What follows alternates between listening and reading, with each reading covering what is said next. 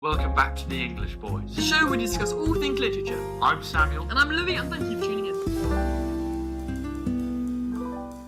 Hello everybody, and welcome back to our podcast. And today is a very exciting day, actually. We have Peter Donaldson joining us to talk about his life and his works and his career as an author. So it's very exciting to have our first author on the podcast. And so Peter, how are you? How are you today? Good, thanks, Louis. And it's very exciting for me to be on a podcast. I can tell you, and I don't very often get invited onto podcasts, so this is a real. I'm probably more excited than you are, quite honestly. Oh well, it should be really nice to talk to you, and we're really looking forward to hearing what you have to say. So thank you so much for doing this for us. Yeah, you're welcome. I'm looking forward to it. Tell us a little bit about who you are. That'd be wonderful. Sure. So I work at the University of Kent down in Canterbury, and I'm a history lecturer, and I specialise in working in researching in modern British history, and it's mostly cultural history, and I look particularly at 20th century Britain and memory, and the way in which memory shapes our imagination and shapes our views of past events, and particularly I look at conflict. So I've done lots of writing around the First World War and the Boer War, and a little bit into the Second World War as well. So that's kind of my day job, and as a sort of, I really enjoy writing. It's a great part of being a university lecturer, and you get research leave to go and write. And one of my other interests is sport, so I'm really interested in sport, and I'm even giving up watching England against Ireland at this very moment, although I'm Scottish, so really I don't mind too much. And so because my passion is on sport, I've done a little bit of writing about sport, non-academic writing about sport. Brilliant. Thank you very much. Fantastic. Yeah. So how did you, from being like a university lecturer and things, what kind of piques your interest about sport in particular, and what you want to write about with that? Because as we'll kind of go on to talk about your new book that's coming out, what's kind of drawn you to writing about sports from in books? Yeah, well, so my last research project at university, I wrote about the way in which sport in the 20th century has been linked to warfare. So from the First World War and through to the Second World War, and even into the war on terror recently, and I was really looking at the way in which sport sometimes, George Orwell, this idea that war is sport is simply war without the shooting, and there's something to be said for that. But sport can often be used for nationalism. It can also, in the First World War, was used as a way of recruiting people. So I did a lot of academic work looking at sport. And I thought it to be interesting from that to then just write about the way in which sport is actually quite central to British society. And in many ways, you can look at sport and find changes in British society. So I thought, well, what's a more popular way in which I could look at that rather than some of the academic writing I've done? And so it was, I think, 2 or 3 years ago, it was the 70th anniversary of the BBC Sports Personality of the Year show. And I remember when I was about your age, I used to sit down and watch it all the time. It was a very big event.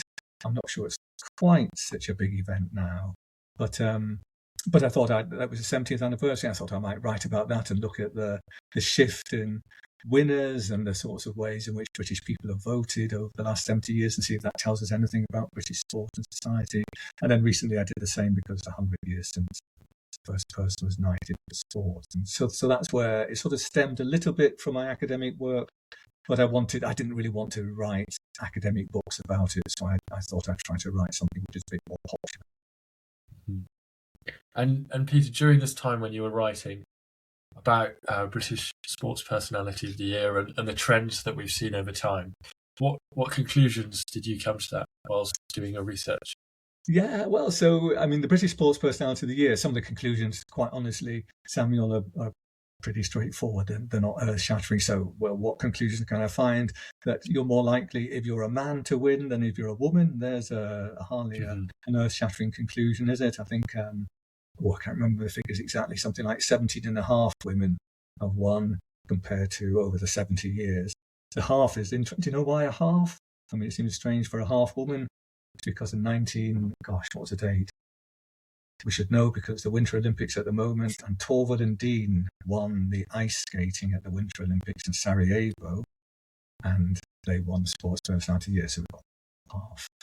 One of the other maybe interesting, is the Sports Personality of the Year sort of showed that British people quite like a plucky loser.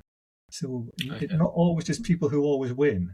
So people like, who can I think of who's a plucky loser that won Sports Personality of the Year? Nigel Mansell, who's a famous Formula One driver. Mm-hmm. He narrowly missed out on winning the Formula One championship when he first won it. That's when he first became Sports Personality of the Year. And his successor, Damon Hill, again, narrowly missed out in the very last race of the Formula One season, yet he won British Sports Personality of the Year. Greg Rosetsky, he didn't win the US Open, but went on to win Sports Personality of the Year. So we're sort of quite like people who, just at the last hurdle fail. I wonder if that's a very British personal sort of trait, do you think, where you sort of like that idea of people who play the right sort of game but don't quite win. Although more recently, we have quite like winners. So it's kind of changed a little bit. Maybe Andy Murray changed that. He's the person who's won British Sports Person of the Year the most. He's won it 3 times, and he's a real winner.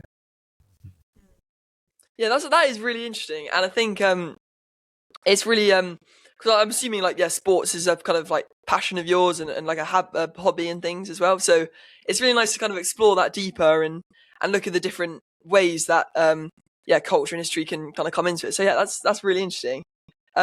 So kind of similar to my last question, but what about kind of writing books and talk about this thing in like books as a whole is really kind of compelling for you and something that you really enjoy doing as an author, aside from like kind of your university lecturing and things? Yeah, I mean, I think actually what I've really enjoyed is writing these 2 books which aren't academic books. Academic writing is good fun, and it's a nice way to present your research, but it's it can be quite dry. Everything's got to be clearly based in quite detailed evidence and very rooted in the research, and it's got to also be rooted in historiography. So you've got to show that you're taking the research and the orthodoxies and trying to challenge it a little bit. The lovely thing about writing, where you're not held back in some ways by the academic conventions, is you're free to tell stories which you're not meant to do in academic writing. So you're meant to try to entertain people, so you can tell some interesting stories. You can pick and choose the stories you tell. I can have much stronger opinions, so I'm able to be much more subjective, not objective. So I can have I can give a strong opinion and not always back it up with evidence, and people may like it or not like it, but that's quite fun. It's more fun to have strong subjective opinions about sport. That's the whole point of sport, isn't it? To get people arguing down the pubs and in their front rooms. And it's a little bit more creative in many ways. I think writing popular books, which the whole point of it is to entertain. So I try to be a little bit more creative whilst keeping to the facts. It's a little bit more fun to tell the stories you want to tell and to tell them in a creative way, with a little bit more opinionated in the sort of prose that you use. So I think that's what drew me particularly to writing the last couple of books that I've written. Yeah. Okay. Yeah. Thank you. And Peter, whilst writing these books, what challenges did you face, and did you find that because of your career in writing academic books and essays, etc., did you find it difficult to sort of change perspective and give that more popular stance through your writing? That's a really good question, Sam. Actually, I did. I found it really difficult, and initially I couldn't break away from always feeling I had to justify every single opinion I had and provide footnotes and references for it. And in fact, that was kind of holding back the storytelling. Part of the fun of storytelling. You don't want to bog people down with too much information. You've got to keep the flow of the story going whilst keeping to, as rigidly to the facts as you can. And it's also stopped me maybe, presenting my own views in a more subjective way, because I was always aware that I should really give a balance, and I should show that there's alternative arguments. So it actually took a while to get away from the sort of history training, which 40 years of doing the job has kind of, been drilled into me so much that I couldn't break free of the shackles of academic conventions. It's also, I didn't get this. I've got really supportive colleagues, so they're all very nice. But there is a sense in the academic community that writing popular history isn't really quite as good as writing academic history. It's a little bit too lowbrow.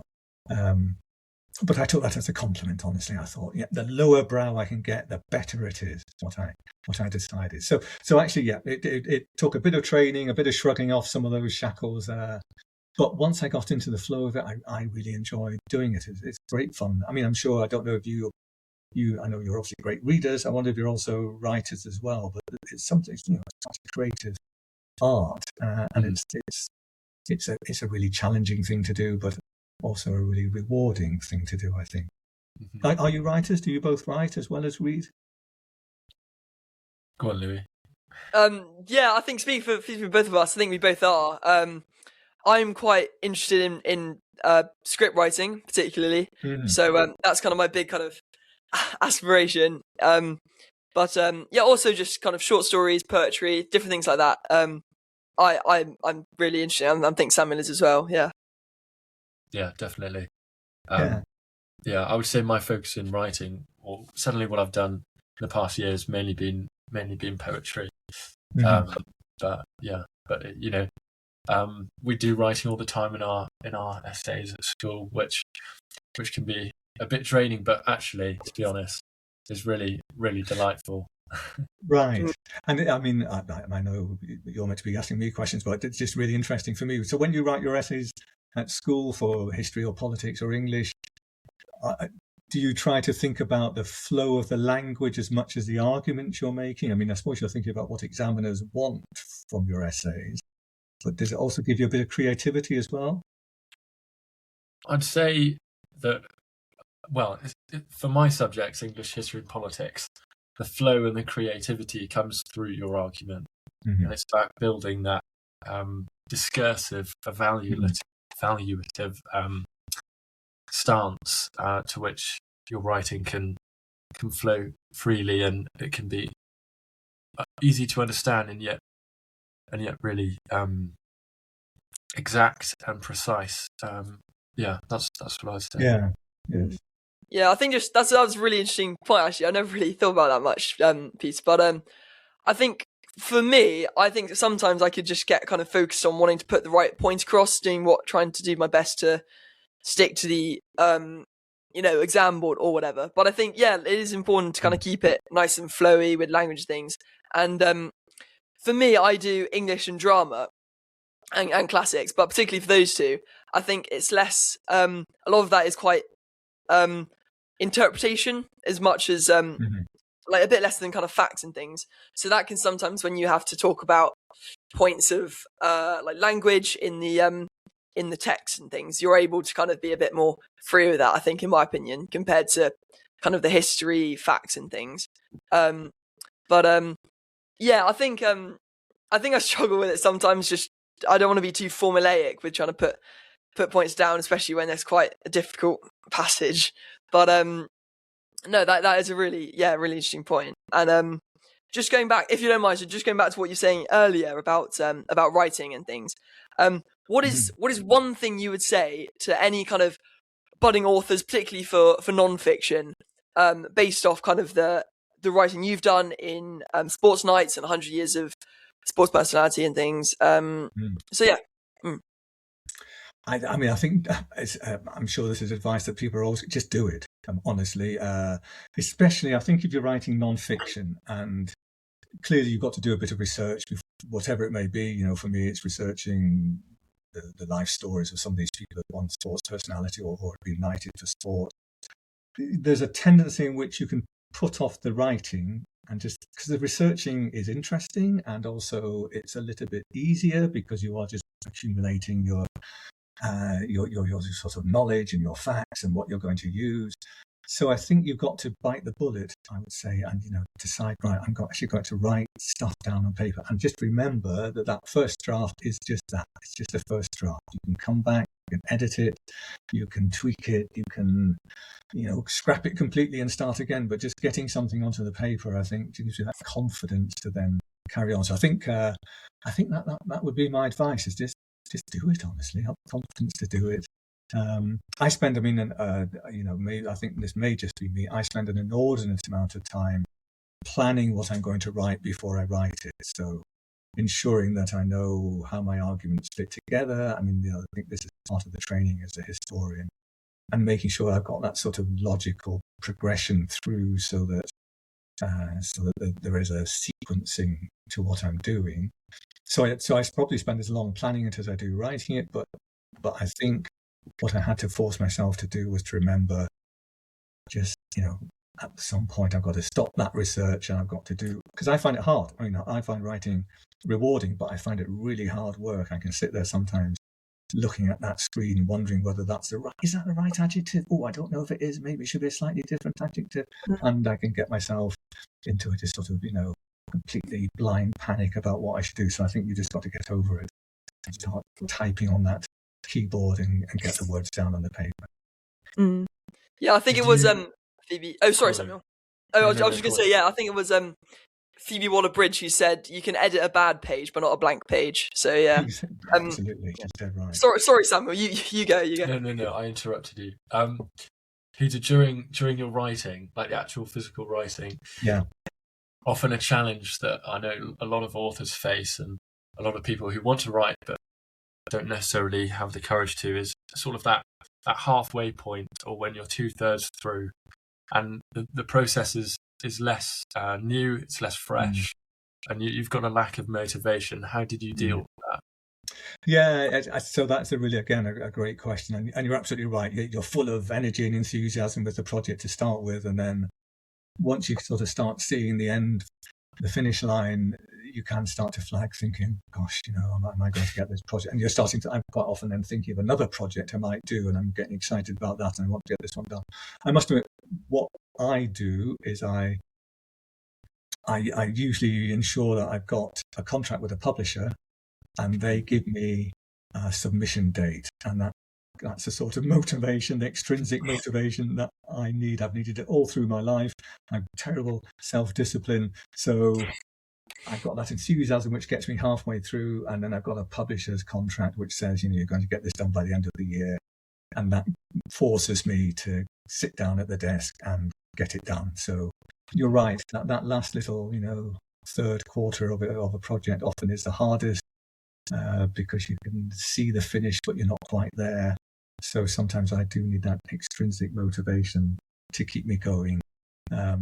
Although, I mean, honestly, with the popular writing, I enjoy the process so much that actually I'd find it hard not to write during the day. I mean, it's in the same way that people who are artists love painting or whatever it may be. I just, I feel it does give me that little boost, sitting down, that creativity, which I really enjoy. Brilliant. That's really lovely. Yeah. Just another question, if you don't mind. What's kind of next for you? What are you quite interested in? Also doing some research, different research on, or another book you're keen to kind of look into writing? Yeah. So the next project I'm thinking of is, and again, I think this is pitching to the audience, because the sort of stuff I write is a little, it's obviously sports history, but it's also really pitching it at people who are looking for that sort of nostalgia market. So I'm thinking of writing a book about Britain in the 1970s, but through sport. So sport in the 1970s, and through, again, using sport as an angle into looking, the 1970s was a particularly turbulent time for Britain. We've got Heath and Wilson vying with each other. We've got strikes. We've got 3-day weeks. We've got terrible inflation. We've got troubles in Ireland. And sports, in some ways, reflects many of the challenges that went on in the 1970s. So I'm going to look at some of those sporting moments and just see what they tell us about Britain. And particularly, as I've mentioned already, as a Scot, it's the decade where Scotland qualified for 2 World Cups and England didn't. So it's even better for me to look at the enjoyment of England not qualifying and Scotland, admittedly not doing well when they got there, but nonetheless at least getting there. So that's the next project. There's a colleague of mine who's written quite a lot about sport in the 1980s and 90s, so I'm going to take it that decade back. Brilliant. Well, we wish you all the best with that. I'm sure it'll be very good. And yeah, Peter, look into the future as well in terms of sport and the culture that we have in Britain. How do you see sport changing, or the culture around sport changing and adapting, whether it's for the better or for the worse? Yeah, I mean, it's really interesting how sport has changed generally. If we go back to the early days of Sports Personality of the Year, or the first people who were knighted for sport was amateur.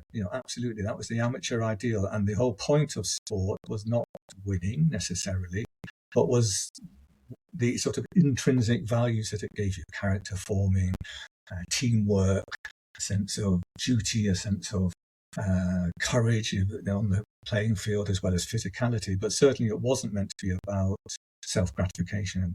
Now, of course, we're into a professional age where it is about winning, and people have professional contracts. And I think what's really interesting, if we're looking ahead on sport, I don't know if you've heard about it, but we're just in this era where there's a new enhanced games are about to take place. Where you heard about this, where they're encouraging athletes to sign up, and there will be no drug regulations, so nothing will be prohibited. No. They say it will be closely monitored by medical experts, but nonetheless, it's meant to show the levels of human performance.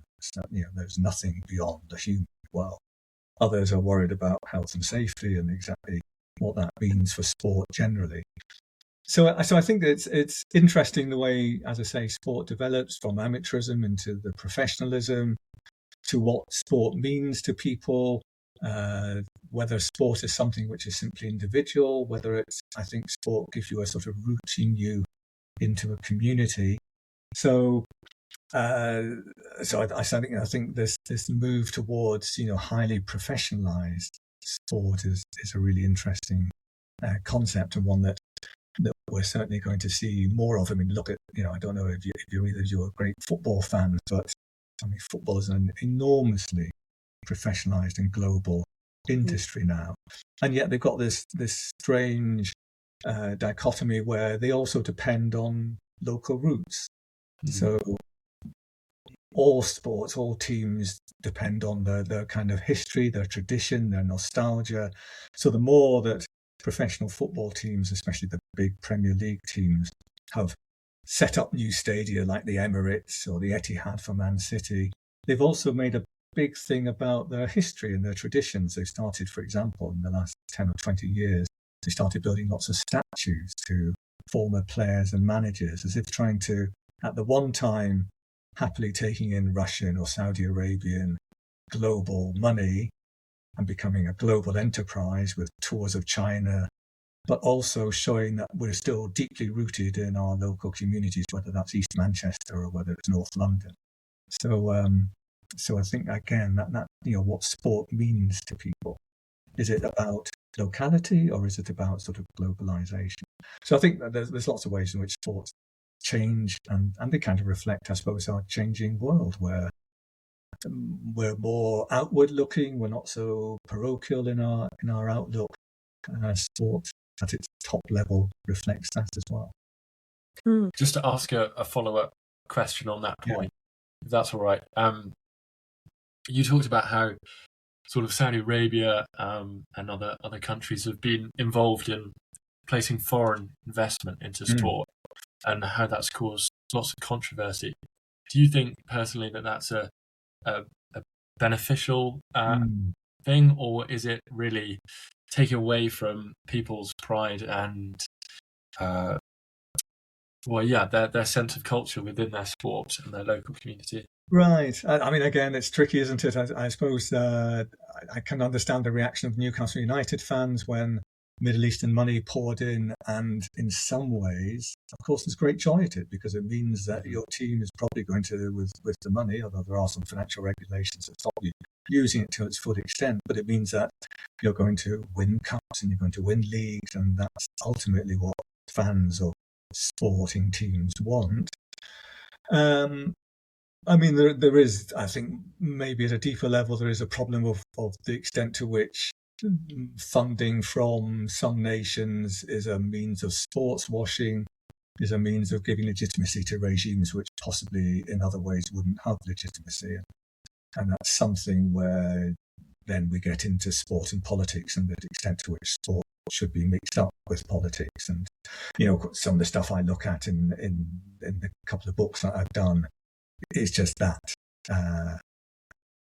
In the 1980s, for example, Margaret Thatcher was very keen that the British Olympic team didn't go to the Moscow Olympics because Afghanistan had just been invaded by the Soviet Union, and she put enormous pressure onto British athletes not to go.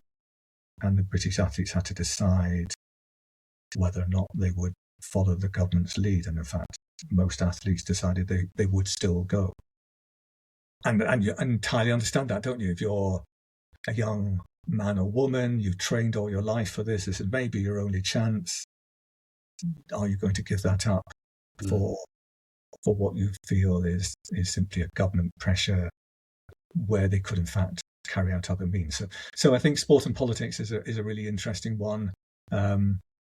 And as I say, the stuff I'm going to write about the 1970s sport and politics, but there was a lot of stuff in sport and politics because of the tour of the South African team, which at that stage was, in rugby and cricket, which was outlawed because of apartheid. And there were huge demonstrations as some South African teams were still touring in Britain, or British sportsmen and women would go and tour in South Africa and be paid huge amounts of money to do it because South Africans are absolutely passionate about sport. And again, whilst, I think we'd all obviously condemn apartheid, it does seem in some ways unfair that the pressure is put on young men and women who have very short careers at their peak to sacrifice that in order to help government policy, when you may think there are other ways in which governments could make their will known rather than through 25-year-old runners or 28-year-old tennis players. But so it's a really thorny issue, and I think it's a really interesting one, and it certainly caused lots of contention in the 1970s, and I think it probably still is. So to go back to your question, is it a good thing or bad thing? I think if the money pumped into the team that I support, I think it's a great thing. If it goes into teams that I don't support, then I'm absolutely against it, and I can sit on my high moral horse and explain why that is. Yeah, just from the sounds of it, I feel like it's really nice how, with your study of history as well, and your kind of passion for sport, they can really kind of like overlap and coexist, and that sounds really, really interesting. Thank you for sharing that. Yeah.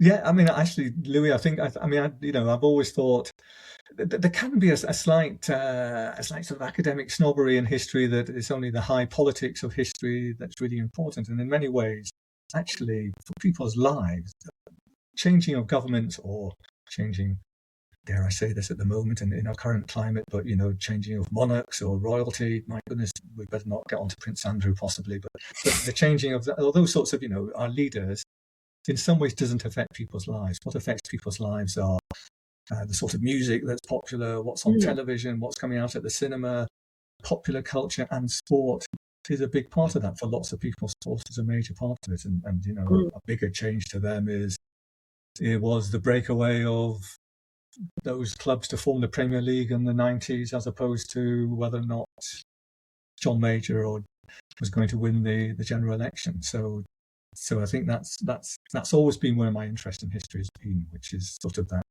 from the bottom up. And I think that's what drew me to this idea of sport and history. Yeah. Brilliant. Thank you so much, Peter. Louis, I'm all done if you are. I was just going to say though, so Peter, your book, Sports Nights, about the Knights and Dames, is that coming out in June? Did you say? That's right. So June is the centenary of the first person to be knighted for sport. I will give out a special prize here and now if you can name who the very first person to be knighted for service to sport was. Oh, And nobody would bid. I mean, you probably won't even know who it is so it's a guy called Francis Lacey. Who's he? Indeed, who is? I didn't know who he was. And what did he do? He played cricket, but not at a particularly high level. And the reason he got knighted was because he was secretary of MCC, the cricket governing body.